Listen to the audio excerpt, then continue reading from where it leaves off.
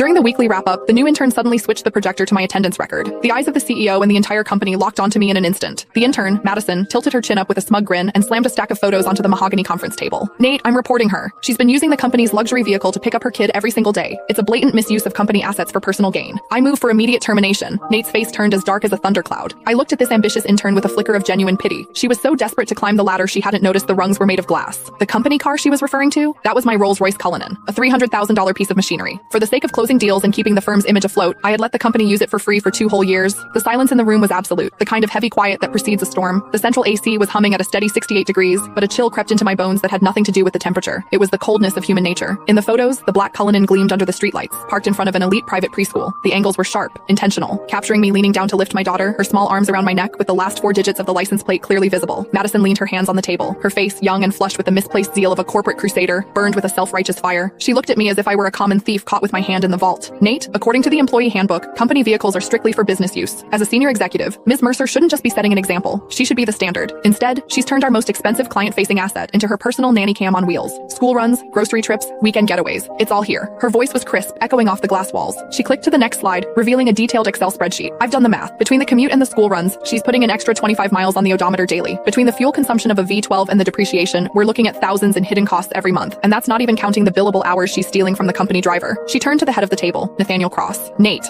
was my college classmate. He was the founder of this firm. In the early days, when he couldn't even cover payroll, I was the one who dipped into my savings to keep the lights on. Later, when we needed to project an image of success to land the big fish, my 5-year-old BMW didn't cut it. Without a second thought, I brought in the Cullinan I'd bought myself as a 35th birthday present, a car I'd owned for less than a month. I told him back then, take it, use it. We need the clients to see we're already in their league. That temporary favor had lasted 2 years. I paid for the gas. I paid the insurance premiums. I covered the maintenance. Sometimes when the driver was overwhelmed, I even drove to JFK myself to pick up VIPs. Everyone in this building knew that car was mine, or at least they should have. But looking at Nate now, there was no defense in his eyes. His brow was furrowed, his fingers drumming rhythmically on the table, a nervous habit he had whenever he was weighing his own interests against someone else's. Diana, Nate finally spoke. His voice was low, coated in a professional coldness that felt like a slap. The evidence Madison provided, is it true? I stared at him, my heart skipping a beat. Is it true? 2 years ago, when he begged me for the car to save face, he said, Diana, I'm so sorry to ask this of you. As soon as we're in the black, I'll buy you a brand new one. 1 year ago, when the cash flow dried up, I used that car as collateral for a bridge loan so he could pay his staff. He told me then, Diana, this car is the company's lifeline. It's your badge of honor. And now, he was asking me if it was true. I scanned the room. George, the sales manager, had used that very car last week to pick up his mother-in-law from the hospital, bragging on Instagram about company perks. Now he kept his head down, intently studying his legal pad. Sarah from HR, who asked for the keys every other month for supplies but really just wanted to cruise with her boyfriend, was looking at me with a sneer, as if I were a white-collar criminal. It turns out that in the face of profit, kindness isn't just cheap, it's invisible. What do you think, Nate? I asked. My voice was calmer than I expected. Nate avoided my gaze. The photos speak for themselves. Diana, you've been with us since the beginning, and we're friends.